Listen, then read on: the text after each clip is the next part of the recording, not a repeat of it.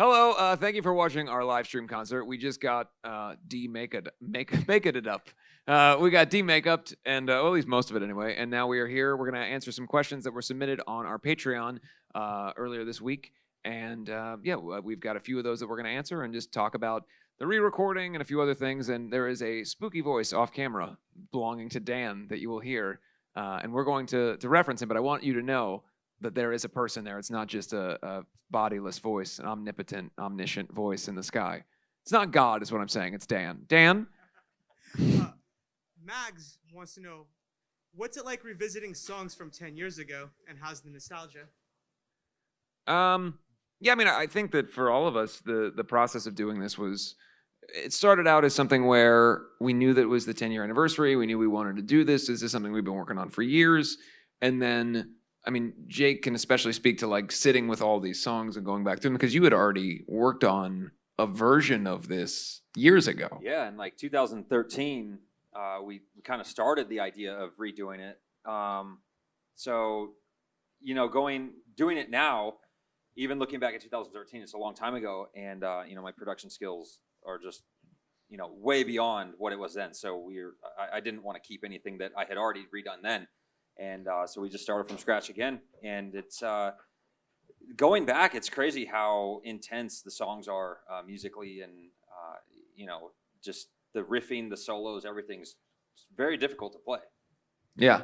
I mean, I think for me personally, and Jinx, you can speak more to the playing end, but as far as like the vocals and stuff, the interesting thing was to go back and see, the lyrics primarily were written when I was a teenager. And it's fun to be able to see kind of my perspective on the world and kind of the things that I was very idealistic about. And they're earnest because it's essentially like diary entries of a teenager, these very impassioned ideas and concepts that were things that were important to me at that age. And they resonate to me now, but, in some cases, maybe I don't have the same level of anger about a certain subject or whatever it is. So it was fun, even in the process of re-recording it, it was fun to kind of put myself back in that headspace when recording the songs. And then obviously, vocally, I'm a much different singer than I was then, to try to take these songs and make them sound a little bit more powerful and but even still, a lot of the melodies are kind of strange. We would laugh when we were recording it because the choices that I made then were just super bizarre, and I didn't really have any experience. So but yeah, the nostalgia has just been, I think it's worked for all of us to kind of be like, wow, this is a lot of fun, and it's now parlayed into the next record. But I mean, you guys can talk more about kind of the process of playing the songs, Yeah, well, as far as the technical side of things with these songs, Jake kind of branched on it a little bit. But yeah, like going back, I think we didn't have any other songs at the time. Like me and Jake were setting out to write these songs for this album, and so we were just trying to outdo ourselves. We were just like, how can we make this more difficult to play? And and at the time I was listening to a lot of Johann Sebastian Bach, like his fugues and stuff. So I was really heavily influenced by that, and I was trying to incorporate that into like the breakdowns and stuff, and a lot of the riffs. And yeah, it's just really technical, and going back and relearning this stuff to play live, it's like, oh my, what were we thinking? Why, This is so complicated. But we thought it was awesome at the time, still think it's awesome, and it was just fun to go back and relearn and all these songs and be able to play them. What about you, Cease? Because you weren't on this record. You joined the band during this record cycle, but you weren't on the record. What was it like you've been playing some of these for a long time. What was it like for you to kind of put your stamp on them? I remember the first time I heard the album, Jake and Jinx, you guys played it. I think it was at the Yellow Focus. I think we were in your car. The Yellow Focus is not a nightclub. It was Jinx's tiny car that made beep noises when it backed up. Yeah, and so he doesn't have it anymore, unfortunately. The first time I heard it, I was like, wow, this piece of music is incredible. And so when I was asked to join the band, I was already kind of very minimally putting my touch on the songs as far as like the percussive parts go. And so, just over the years, I kind of, like they were doing on guitar parts, I kind of advanced more and more and more. And so relearning these songs and playing the set today, I'm like, oh boy, it really whipped me back in shape pretty quick. So yeah, it was a good time.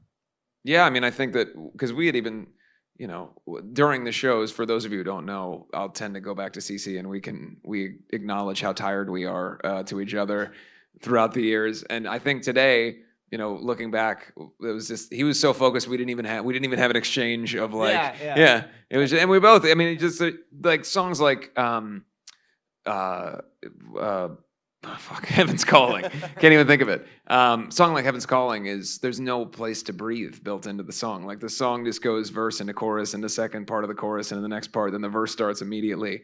And same with Never Give In. There's a lot of songs that are just they're just weirdly written, and through the course of our career we improved as songwriters, but it's still, there's something fun about that perspective.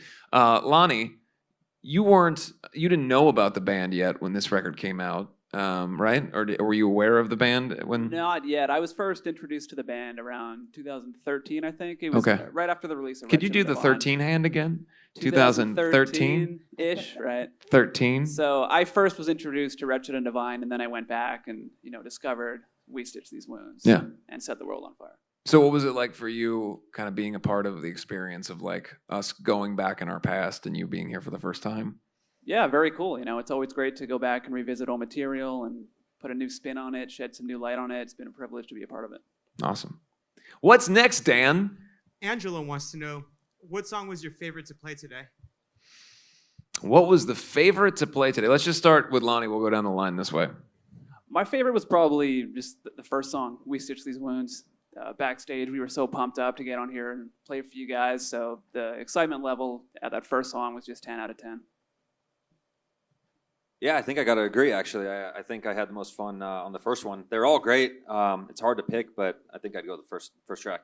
I would say Beautiful Remains. It's my favorite song, as like my favorite rocker song on the record. I think it's my favorite chorus and everything. And it's one that we did live years ago. I'd said the other day that I think the last time we played it was on a tour where we played at a place called Jerry's Pizza in Bakersfield. And it's a pizza place, so you play in the basement. I don't know if they still do shows there, but that was where we were playing the last time we played that song. So it's been a long time. It's been a long time. Can't help myself. It's been so many things I got myself into. No, so that one is one of my favorites, and I think it's a very exciting song to play live. And today it was my favorite one. For me, probably Mortician's Daughter, or as I turned it into Overture 3, just because it's something completely different, and it's my version of this song that we, used to be a song that you would sing on, and I took it and made it into an overture, and I play violin on it, and it's just nobody would have heard this until yesterday, and the album came out, so it would be the first time, playing it live ever. So, and I hope people enjoy it. But I had fun playing it. I'd have to go with Lonnie's answer. We Stitch These Wounds, just because we're all back on stage as brothers again, and it feels so good. Even though the show is a bit different than we would normally perform. Obviously, we would have a sea of fans out here. We hope. Yeah. Hopefully there'd be people there if they were allowed to be. Yeah. But I mean, it's a little bit different, but still enjoyable nonetheless. And it was a lot of excitement coming into the show. So Well, now I feel like a real dick, so I'm gonna go with We Stitch These Wounds too. Everybody, Jinx, we're all in it together. Yeah, We Stitch These Wounds. We Stitch These Wounds. Alana asks, is Jake a self-taught producer? Yeah, pretty much. I have had the pleasure to work with a lot of A-list producers making records with Black Veil Brides. So I've paid attention a lot of times and just kind of watch and see how other producers do things, and learn little tricks here and there throughout the years. And then a lot of self-taught stuff, YouTube courses online or whatever. Just spend a lot of time learning, and then for the most part of it, it's just trial and error, just trying things and always trying to improve yourself. I have a question. Yeah. Where'd you get your degree? At Poop School? Yep. How'd you know? Poop School. Joke. Laura asks, what is your favorite change or alteration on Restitch These Wounds? Well, we could probably all answer that one. Lannis? I love how the bass is just cranked up in these mixes. The bass tone on this is just crushed. Selfish. Yeah. I like me the most. Meh. That would be my answer. For me, I like how Carolyn is different now. It's not like completely different, but it just has a different vibe, and I think it's got a better flow. It makes more sense as a song as a whole, and doesn't have a bunch of unnecessary just dual lead guitar parts that don't really make sense and aren't really that cool. I think Also, it's just, I like that we lost the like heavy key random piano notes. Yeah, And, yeah, yeah. that always bothered me. in it, the it makes a original. little more sense as a song, and I think we didn't really have the chance to do that originally, so we got to sit with it and experiment this time around. So I think that one's my favorite change. Yeah, it's hard to pick a favorite. I like so many things. I think that for me, Sweet Blasphemy is probably my favorite, just because we've done that song live for a number of years, and it's really the version that we've done live on a record, which I think it's one of those songs that I felt always needed that kind of treatment, and it's people have responded to it really well. So yeah, I would say that that's probably my favorite of all. But also, again, like Jinx said, the Mortician's Daughter overture is so beautiful, and it's just there's so many things. Carolyn is the epic song we wanted it to be in the beginning. So it's hard to pick one, but maybe Sweet Blasphemy for me. Yeah, again, I'm going to be kind of biased. The Mortician's Daughter overture, I spent a lot of time making that into what I made it into. It's completely different than what was on the original. I hope people like it. I hope they're not too pissed off that it doesn't have vocals on it. But I did. No one's ever been mean and grumpy on the internet. Okay. Never. But anyway, I hope you guys like it. I had fun making it, and yeah, I hope you enjoy. My favorite change about the record is the overall production. I think Jake really killed it, and so the songs sound like they should now. No offense to the prior recording or anything like that, but I think that they really see the light of day as Jake produced the album, and so I know you spend a lot of time on it. But. Yeah, thank you. Well, I think another one of my favorite things is that you're drumming on it. Yeah, that's a big difference. Should I kiss now or? No, yeah. I'm just kidding. Yeah. Yeah, thanks, man. No, I appreciate it. I know you spent a lot of time, but yeah, I think you crushed it. Yeah. Now kiss. Alexander. Kiss break. Kiss. Kiss. Kiss. Alexander asks, Lonnie, did you ever go to a BVB meet and greet? No, I never went to a meet and greet. Just the concerts. But now I get the VIP experience every day. Hey.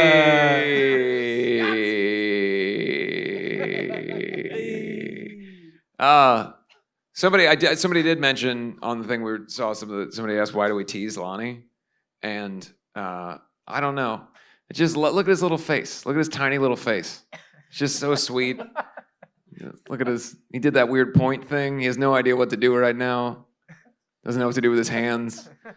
How could you not? No, he's a sweetheart. It's the new guy syndrome. Eventually, he won't be the new. Well, he'll always be the newest one. So I guess that's forever, buddy. Yep. Gonna tease your little face. Yeah. No, I'm happy to be here. And maybe it seems like they're teasing, but it's really just a brotherhood, and we're all having a good time. There's no hard feelings. All right, thanks, Lonnie. Checks in the mail, buddy. All right, good. Katha asks, what inspired the new music videos? The concept of doing a music video or the videos themselves? I believe they're referencing The Night. So the two songs on The Night, the first video, we just really, we did those songs on our own prior to the Sumerian deal being finalized. And so we knew that we wanted to make videos. We didn't have a big budget to work with or anything. So we just thought, well, what have we always done well? And that's these kind of intense performance videos, whether you look at Legacy or Heart of Fire, or a lot of these videos that are some of the fan favorites. Knives and Pens is primarily a performance video, but some of the ones that we've made over the last 10 years, primarily Legacy being essentially just performance with fire and shit around us. The Heart of Fire, a very similar situation. Through the years, that's always been a thing that, while in the end has a lot of other footage, performance video has kind of been the staple of the band. So we thought, let's make a kick-ass performance video for this kick-ass song. And that was kind of it. We got the edit done, and then we had a little bit more time before we were still working out how we were going to release these two songs, what was going to happen. We had to wait around a little bit, and we thought, well, let's make another video. So Pat and I started talking about we wanted to do something that looked like you'd find it on like an old B movie, VHS, like horror movie kind of thing. And so we came up with the concept of, well, what if we film it and then put it on a VHS tape and then film the VHS tape on an old television. So Pat had to find the television, and we set up this whole thing, and then we filmed our performance takes in his old apartment, just because he was moving out, so it was empty. So we used that because we had no budget for that one at all. We just did that ourselves. And so, I think it turned out great. Like, it's very cool. Pat did all the kind of like 80s video gamey animation style stuff. It looked like Resident Evil, and it felt very, it felt like we nailed that one for what we wanted to. Alex asks, were there any songs that didn't make it onto the original We Stitch These Wounds? Well, there's songs for me personally that when I was younger in Cincinnati that I had worked on with different, part of the thing is when I was young, the band went through like member changes, but it was never really a band so much as it was like just a thing that I had, and then there'd be a revolving door of different people because you'd go, hey, can you dress up like a skeleton for the weekend and come do this gig? And then they'd get a job and they'd be like, hey, I can't paint my face anymore. I've got a job. So then I'd have to find another person. So that there was Black Veil Brides to me has been around for the 10 years that we've had the band. It's an idea that started for me as a teenager, but I've been able to kind of see it through to where we got to be together. But there are songs that I had written with my friend Chris Stewart that didn't wind up necessarily on this record. But a few of them, ironically, a song like We Stitch These Wounds is a song that the melody and the lyrics and everything I wrote with my friend Chris Stewart back in Cincinnati. And then I just had this melody that I had written, and they had a song that it fit over perfectly. And like that, I started singing my song over their song. But there's a lot of songs that you guys had that maybe didn't make it and then made it on to Set the World on Fire or whatever else. All right. Louisa asks, will there be another live stream concert in the future? What do you think, Lonnie? Yeah. Yeah. I think the plan is to potentially do the following albums as we go along. Yeah, we hope so. I mean, I think it would be great to do all the records if we can. Obviously, there's a lot of logistics that go into this stuff. We want it to be good every time. I think that today's show hopefully has been something that everybody's been impressed by. When we did the rehearsals and everything, seeing the footage and everything, it's been really exciting. So we want to make sure that it's all up to this level. But I think if things continue to be the way they are in the world, and this is our only recourse to do live shows, it would only make sense that we take this opportunity to revisit Set the World on Fire and Wretched and Divine and Veil and Fourth Record and all that stuff. Because, when would you ever have an opportunity to see Veil in its entirety? A lot of those songs we don't play live. Or when would you ever get an opportunity to see Wretched and Divine from front to back? A lot of that stuff isn't material that we've ever played. So this seems like maybe it would be the way to do it. But for now, this is the one we have, and we hope to do more moving forward. All right. Katrina has a question for us. Cece, Yeah. they want to know, how did it feel to record the songs on Restitch These Wounds, and did you get to add your own twist to them? Yeah, it felt great. I mean, a lot of the songs I was performing for 10 years, my tenure with Black Veil Brides and the guys and stuff. And so I was actually at the tail end of the first album cycle. So when they were promoting the original We Stitch These Wounds, I was playing drums for that tour. And so the whole set was songs obviously based off of that album. So playing these songs for 10 years and kind of making, different changes throughout the years, it felt really good to actually record those parts and even add some new ones that weren't there either. And then, songs that we wouldn't play live. It was a lot of fun to, play those in the studio and kind of just do my own thing with them. But I didn't want to change it too much to where the songs are completely different. But obviously, like songs like Carolyn, the drum parts are vastly different. So I think it came out great. All right. Amanda asks, have you ever had a paranormal experience while out on tour? Well, so Jinx has the real answer to this. I'll just give a brief.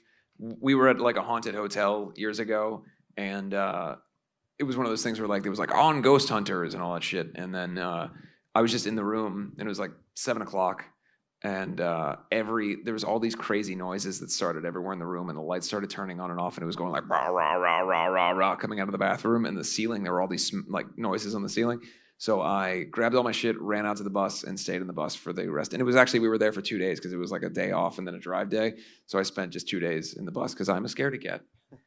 What about you? You've had so many things, Well, not yeah, on tour, but in life. Yeah, I haven't really necessarily had any major ones on tour, but when I was a kid, I grew up in a haunted house, and I mean it was Now a real very one, haunted. not like a haunted event. It wasn't like people jumping out of your bathroom no. wearing a Michael Myers mask. Yeah, no. Boy, what a place to grow up in. But yeah, it was like Amityville horror. I mean, but the real thing. And yeah, I'm actually in the process of making a film about it, and so you'll learn more about it then when that comes out. Stay tuned, motherfucker. Stay tuned. Wow. All right. Isabella asks, if you're going... Isabella Maranotte. Does Black Veil Brides plan on making another film similar to Legion of the Black? Yeah, so we're working right now on a concept record that's a pretty detailed concept. We're trying to build out the story as much as possible. The goal with this one is a little bit different than Wretched and Divine in the sense that we'd like this to be sonically more of like a score in a way, where it goes along with the visual representation. So whether that's the film or the comic book or whatever it is, the character designs are done for a comic book, whether we do that or not. The Pat and I have been working on the screenplay for the short film for the last 2 weeks or so, and so yeah, the record will be done and come out when it's done. But yeah, the intention is to do another film. It won't be Legion of the Black necessarily. We don't want to do another just series of music videos. We'd like it to be more of a all-encompassing dramatic experience. All right, last question. Cherry asks, what's it like playing in front of no fans? I think everybody should answer this. What's your personal experience today? It felt kind of like a rehearsal, just with lights. Nobody in the room. But yeah, I was thinking about stage diving at one point, and I'm glad I didn't do that. 'cause that would I have wish been you bad. had. Just Yeah, it's definitely a different experience for sure. I think such a huge part of the live show has always been the fans. We feed off the energy of the crowd, and that's what makes the show for us. So it's definitely kind of weird. Like Lonnie said, it did kind of feel like a rehearsal, but we knew we were performing like it was a live show because obviously there's a ton of people watching. So yeah, just a little weird, definitely different for sure. yeah, I mean, I think in my mind, I just keep thinking about all of you guys and trying to perform the way that we've been in this club 100 times. I know where people would be if they were here, and so to me, I try to get into the mindset of performing for the people who are sitting at home. I think I even try to get people to sing along with parts and things like that, because you try to take yourself out of this room. And thankfully, we had an opportunity to rehearse a lot during the week, and we've been able to kind of get ready for doing this. But yeah, I mean, there's certainly a sound check element to the first times you're trying it out. But during today's show, it felt like I was, at least for me, I hope that you guys felt like I was singing to you, and that we were all part of this show. Yeah, it's definitely weird as hell. But like Jake said, normally we feed off the energy of the audience, and it's a give and take. And so it was kind of weird at first. I played this room so many times, not only with these guys, with previous bands I was in, and this was the first time ever playing it in front of not having an audience. So yeah, it was definitely a weird experience. But like Andy said too, I just kind of put it in my mind that all of you guys are watching, and so every time I'm looking at the camera, I'm thinking there's like a million of you out there watching this. So I try to give it my all, my best energy I could give as though it was a real show. And I mean, it felt like a real show at the end of it. Yeah. Yeah, it definitely felt like a real show, despite nobody actually being out here. My body feels like it was a real show. Oh, Yeah. I'm so brain dead. I think I was personally overthinking the whole thing, just knowing, I don't know, I'm used to always being back there. So having a camera and being like, oh man, can't make any stupid faces. And so just overthinking the parts, and, not wanting to drop sticks, and, several things like that. Whereas normally if there were people out here, I would probably ease up a little bit because of their energy and stuff like that. And so I think, yeah, hopefully it came out great. Hopefully you guys enjoyed it. Still had a blast. Yeah, thank you so much, everybody watching. Thanks for letting us do this. We hope you enjoyed it. Like we said earlier, we hope to do more of these. And yeah, I want to thank everybody in here for letting us do this today. And again, hopefully you enjoyed this, and it was worth your time and money. And we hope we entertained you. I hope everybody's safe and healthy. And thanks for watching today. And hope you're enjoying Restitch These Wounds. Bye.